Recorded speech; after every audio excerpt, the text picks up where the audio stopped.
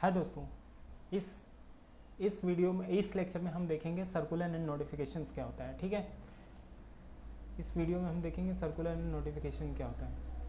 तो सर्कुलर क्या होता है, ठीक है। Circular are the issued by the CBDT from the time to time to deal with the certain specific problems and to clarify the doubt regarding the scope and meaning of a certain provision of a act. मतलब circular होता क्या है, ठीक है। अभी ऐसा समझ लेते हैं सर्कुलर क्या होता है। सर्कुलर जब भी कभी कोई चीज़ में डाउट हो जाता है, देखिए यहाँ पे लिखा है टू क्लियरिफाई द डाउट्स। कुछ प्रॉब्लम हो जाते हैं जो समझ में लोगों को नहीं आते हैं, तो उससे रिलेटेड या तो कुछ गलतियाँ हो जाती हैं, तो यहाँ पे भी सर्कुलर में ऐड करके scope and meaning of the certain provision of income tax act. ठीक है, कुछ ऐसे पॉइंट होते हैं जहाँ पे नहीं समझ में आता लोगों को, तो क्लियरिफाई करने के लिए सर्कुलर इशू किया जाता है। फिर circular are issued for the guidance of officers and और SSC। या तो ऑफिसर के लिए, मतलब सर्कुलर या तो गाइडेंस के लिए दे सकता है, इशू किया जाता है फॉर किस लिए, गाइडेंस के लिए।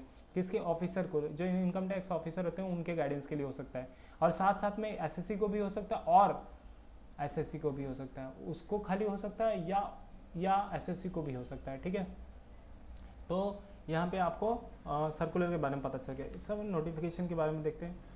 फिर उसके बाद क्या बोलता है, the department is bound by the circular. मतलब डिपार्टमेंट बाउंड हो जाता है। डिपार्टमेंट क्या होता है, बाउंड हो जाता है सर्कुलर के बेस पे। मतलब वो सर्कुलर आ गया, मतलब उसके हिसाब से ही उसको करना पड़ेगा। While the such circular are not binding on the SSC। मतलब जबकि जो सर्कुलर है वो SSC को बाइंड नहीं करता, लेकिन किसको बाउंड करता है, डिपार्टमेंट को। जो इनकम टैक्स डिपार्टमेंट है उसको बाउंड कर देता है, लेकिन SSC को बाउंड नहीं करता है। They can take advantage of a beneficial circular. मतलब इसमें एडवांटेज उठा सकते हैं, और एडवांटेज कौन उठा सकता है, SSC ही उठा सकता है ना, क्योंकि इनके लिए तो बाउंड है लेकिन SSC के लिए बाउंड नहीं है, तो यहाँ पे वो उसका बेनिफिट उठा सकते हैं। फिर उसके बाद क्या बोला, notification are issued by the central government.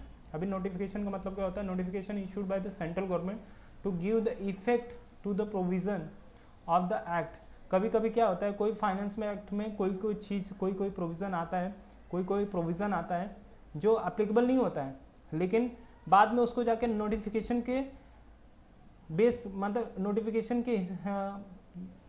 Notification से उसको एप्लीकेबल कर देते हैं। क्या बोला है, notification are issued by the central government to give the effect मतलब उसको अप्लाई कर देते हैं। कोई भी प्रोविजन रहे जो अप्लाई नहीं होता है उसको अप्लाई कर देते हैं।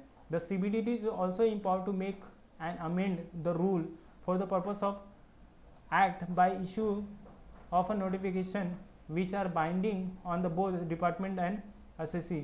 मतलब ये क्या है, नोटिफिकेशन जो है दोनों को बाइंड होता है। ठीक है, सर्कुलर एक ही को बाइंड हो सकता है, बाउंड हो सकता है डिपार्टमेंट को, लेकिन यहाँ पे नोटिफिकेशन दोनों को ही बाउंड होता है, क्योंकि यहाँ पे कोई भी प्रोविज़न होगा, कोई भी ऐसा इनकम टैक्स का एक्ट होगा चाहे प्रोविज़न होगा, वो उसको अप्लाई करना है। तो यहाँ पे ये नहीं बोल सकते SSC की मुझे मत अप्लाई करो। ठीक है,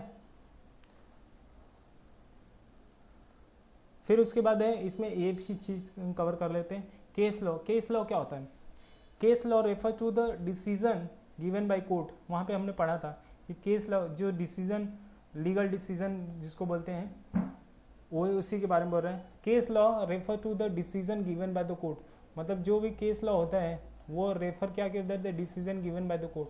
कोई भी कोर्ट, कभी कभी कोर्ट कोई किसी सिचुएशन में, किसी केस में डिसीजन देती है अपना कि नहीं यहाँ पे ऐसा नहीं, यहाँ ऐसा होना चाहिए, तो वो उस चीज़ को भी कंसिडर किया जाता है।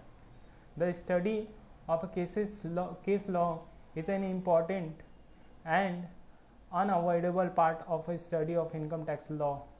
मतलब इनकम टैक्स लॉ पढ़ रहे हो आप, तो आप इसको अनअवॉइड नहीं कर सकते हो, इस पार्ट को अनअवॉइड नहीं कर सकते हो।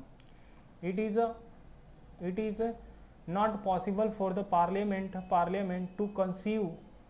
मतलब ये parliament, it is not possible for the parliament to conceive, इसको छुपा नहीं सकती, and provide all the possible issue that may arise in implementations of a act. Hence the judiciary will hear the dispute between the SSC and the department and the give the decision on various issue. मतलब जो judiciary रहती है वो दोनों का dispute सुनने के बाद वो अपना एक डिसीजन देती है, जो उसको वो वैसा डिसीजन अगर दूसरा केस आया तो उस केस में जो कोर्ट का डिसीजन रहेगा वही मान्य होगा, ठीक है. The supreme court is the apex court, मतलब सबसे बड़ी कोर्ट है of the country of India, ठीक है. भारत की कंट्री का सबसे बड़ा कोर्ट है, ठीक है. अपेक्स मतलब सबसे बड़ी. And the law laid down by the supreme court is law of land, मतलब जो सुप्रीम कोर्ट बोल देती है इसीलिए बोला है केस लॉ, मतलब सुप्रीम कोर्ट का ही जजमेंट है. अगर सुप्रीम कोर्ट का जजमेंट है तो ये लॉ ऑफ लैंड है, ठीक है. सुप्रीम का मतलब कोई जजमेंट लॉ ऑफ लैंड है, ठीक है. The decision given by the various high court will apply in the respective state. अभी जो कभी कभी डिसीजन कोई हाई कोर्ट देती है, जैसे मुंबई हाई कोर्ट है और पंजाब हाई कोर्ट है, दिल्ली है, तो ये सब उस स्टेट में रिस्पेक्टिव स्टेट में ही अप्लाई होगा. In which such high court have jurisdictions, लेकिन बाकी यहाँ पे नहीं. The case law are the deal with at a final level, ये फाइनल लेवल पे होता है, सीए फाइनल लेवल पे यहाँ पे जो है. Thank you.